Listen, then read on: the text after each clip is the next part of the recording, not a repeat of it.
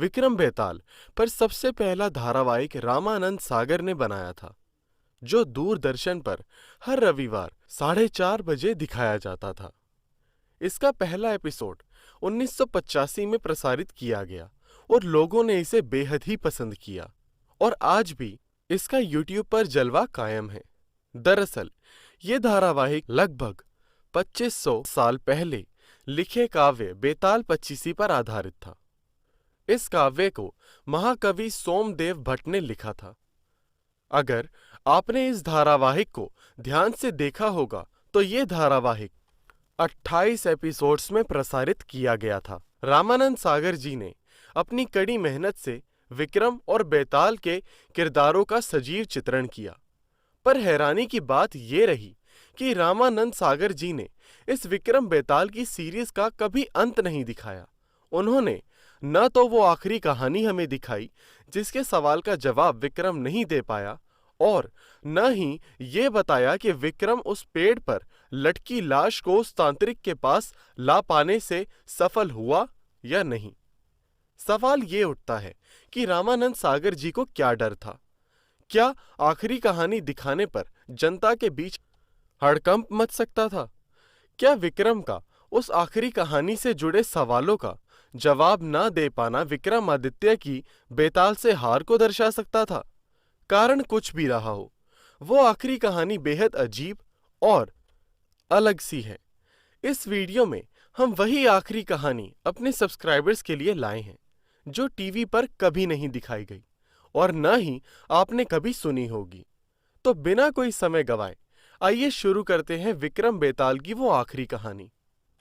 हमेशा की तरह विक्रम ने बेताल को अपने पीछे बैठा लिया और तांत्रिक की गुफा की ओर बढ़ चला।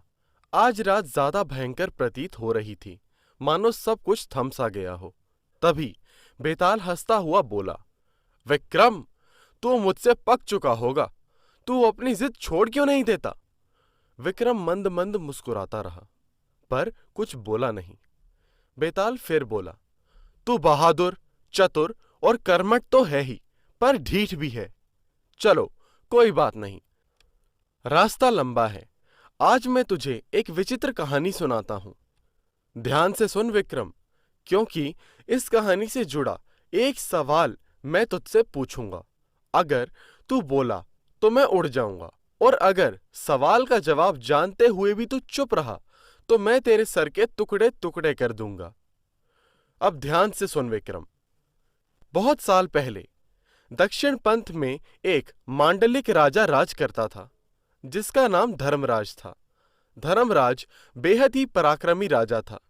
यही कारण था कि धर्मराज का छोटा भाई पृथ्वीसेन उससे ईर्ष्या करता था और सारा राज हथियाना चाहता था। धर्मराज की पत्नी लीलावती को अपनी दासियों द्वारा ये खबर लग चुकी थी कि पृथ्वीसेन गद्दारी कर सकता है। एक रात पृथ्वीसेन ने धर्मराज का कत्ल करवा दिया। धर्मराज के वफादार सेनापति को जब इसकी जानकारी मिली तो सेनापति ने सारी बात लीलावती को बता दी। लीलावती अपनी किशोरी पुत्री रूपवती को साथ लेकर अपने पिता के राज्य मैथिली की ओर रवाना हो गई। खुद सेनापति और कुछ वफादार सिपाही भी उनके साथ थे। पृथ्वीसेन को जब लीलावती के भागने का समाचार प्राप्त हुआ, उसने अपने सैनिक उन्हें ढूंढकर खत्म करने के लिए भेज दिए। दोनों तरफ से सैनिकों के बीच भयंकर युद्ध हुआ। सेनापति मारा गया। लीलावती जैसे तैसे अपनी पुत्री रूपवती को युद्ध से बाहर निकालकर एक घने जंगल में ले जाने में सफल हो गई। दोनों भूख प्यास से तड़प रही थी। उन्हें थोड़ी दूर पर एक तालाब दिखाई दिया, इसीलिए दोनों अपनी प्यास बुझाने के लिए तालाब की ओर चल पड़ी। उसी जंगल में एक सेठ अपने पुत्र के साथ पास के नगर की ओर जा रहा था। सेठ के युवा पुत्र रमन सिंह को कुछ पैरों के निशान दिखाई दिए। साथ ही पैरों के निशान के पास टूटी हुई पांजेब भी उसे दिखाई दी। रमन सिंह बोला, पिताजी, लगता है कोई 2 दुखियारी स्त्रियां इस जंगल में भटक गई हैं और कष्ट में हैं। पिताजी, हमें इन्हें सहारा देना चाहिए। जिस स्त्री के पैरों के निशान छोटे हैं वो युवा होगी। मैं उसके साथ विवाह कर लूंगा। आप बड़े पैरों वाली स्त्री के साथ विवाह कर लेना, क्योंकि उम्र में वो जरूर बड़ी ही होगी। रमन सिंह के पिता सहमत हो जाते हैं। पैरों के निशान का पीछा करते हुए पिता पुत्र उन दोनों स्त्रियों तक पहुंच जाते हैं, पर रमन सिंह का अंदाजा उल्टा निकलता है। लीलावती के पैर छोटे होते हैं और उसकी बेटी रूपवती के पैर बड़े होते हैं। इसीलिए रमन सिंह को लीलावती से शादी करनी पड़ती है और रमन सिंह के पिता को लीलावती की पुत्री रूपवती से शादी करनी पड़ती है। रूपवती के रमन सिंह के पिता से 2 पुत्र होते हैं और लीलावती के रमन सिंह से 3 पुत्र होते हैं। दोनों माँ बेटी अब खुशी से और शांति से आगे का जीवन व्यतीत करती हैं। बेताल अब हंसते हुए कहता है, कहानी कैसी लगी विक्रम? अरे मैं भी गधा हूं, मैंने तो तुझे ना बोलने की कसम दे रखी है। कोई बात नहीं, अब तू मेरे सवाल का उत्तर दे बस। बता विक्रम, लीलावती के पुत्रों और रूपवती के पुत्रों में क्या रिश्ता है? मां बेटी के पुत्र आपस में क्या लगे? परंतु विक्रम चुप रहा। वो बस चलता जा रहा था। बेताल को पता था कि विक्रम को इस सवाल का भी जवाब पता है। बेताल को पता था विक्रम चुप क्यों है। शास्त्रों के अनुसार अगर कोई व्यक्ति अपनी मां या अपनी मां की मां से विवाह करे तो वह एक महापाप के समान है।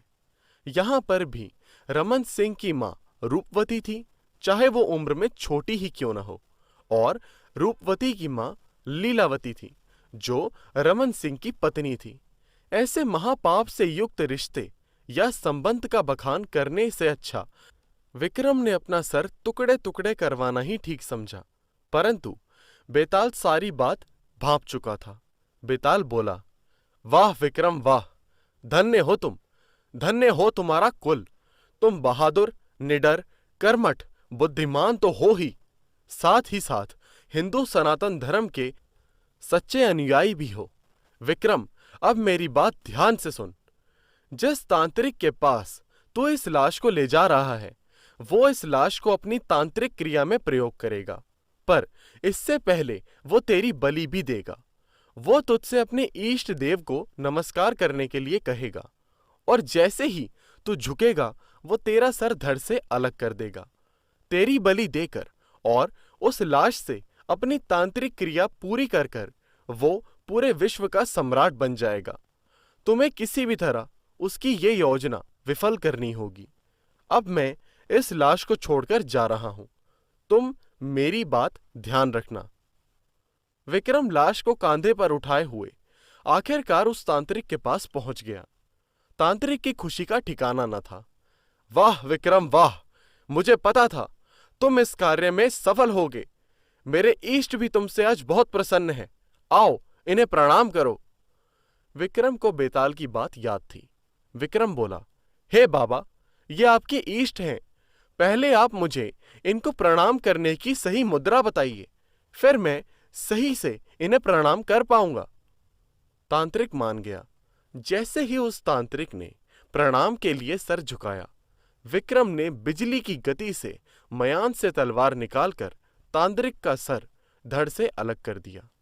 उसका सर ईष्ट के चरणों में जा गिरा। तभी ईष्ट देव प्रकट हो गए और बोले, विक्रम, आज से तुम पूरे विश्व के सम्राट हो। तुम में ही सम्राट बनने के सारे गुण हैं। विक्रम ने हाथ जोड़कर ईष्ट से कहा, हे देव, मैं चाहता हूं कि बेताल द्वारा बताई गई सारी कहानियां अमर हो जाएं, जिसे सुनकर मानव सीख सके और जन कल्याण हो सके। ईष्ट देव तथास्तु बोलकर अंतर्ध्यान हो गए। कहा जाता है कि उस दिन से विक्रमादित्य विश्व के सम्राट बन गए और सनातन धर्म को विस्थापित किया। तो दोस्तों, ये थी विक्रम बेताल की आखिरी कहानी। मैं आशा करता हूं आपको यह वीडियो पसंद आई होगी। कृपया हमारे चैनल को सब्सक्राइब करें। धन्यवाद।